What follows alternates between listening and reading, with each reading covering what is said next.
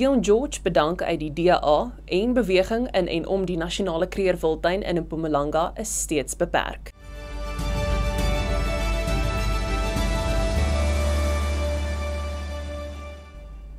Goeiemiddag, my naam is Carla Burg en welkom by die visuele nuusbulletin in Afrikaans op Pretoria FM.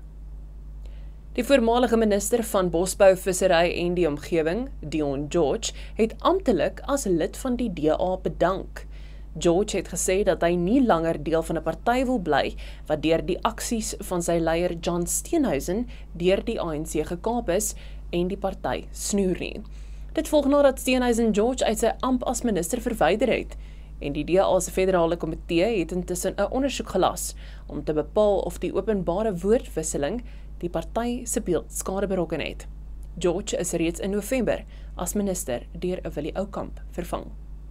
Die DA eis dat die minister van internasionale betrekkinge en samewerking, Ronald Lamola, Iran by die Verenigde Nasies se Menseregteraad aangee, nadat meer as 2000 mense tydens grootskaalse betogings oorlede is. Die party sê Iran moet aangegee word weens sy onbeskaamde optreding van menseregte in sy pogings om die oproer in die kiem te smoor.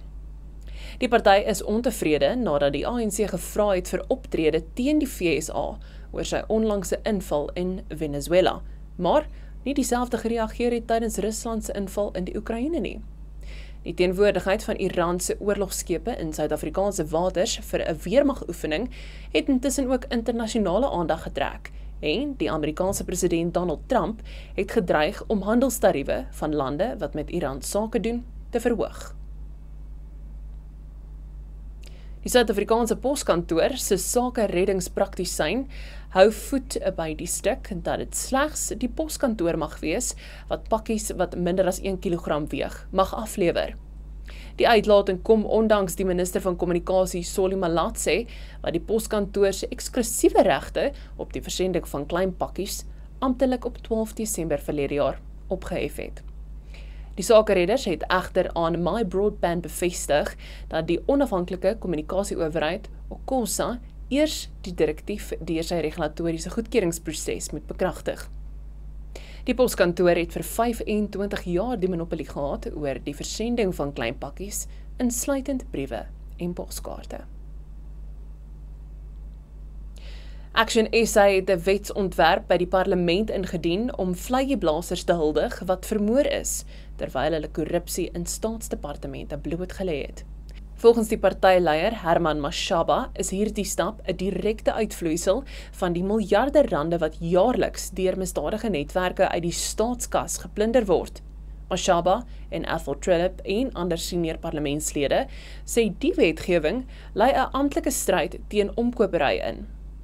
Die party beklemtoon dat 2026 die jaar sal wees waarin hulle die vizier op korrupsie amptenare instel.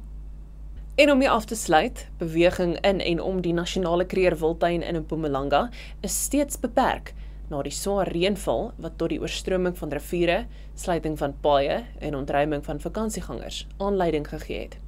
Volgens die Suid-Afrikaanse Nasionale Weerdiens sal die reën tot aanstaande maandag voortduur wat kommer laat ontstaan oor die verdere skade aan paaie, brûe en kampe. Die Limpopo regering het intussen die nasionale regering versoek dat die provinsie tot rampgebied verklaar moet word, vanweë vloedwaters wat veral die Febe en Mopani distrikte raak, sodat buitengewone hulpmaatreëls ingestel kan word. Skole in die provinsie bly wel ook gesluit en gemeenskappe is van die buitewêreld afgesny.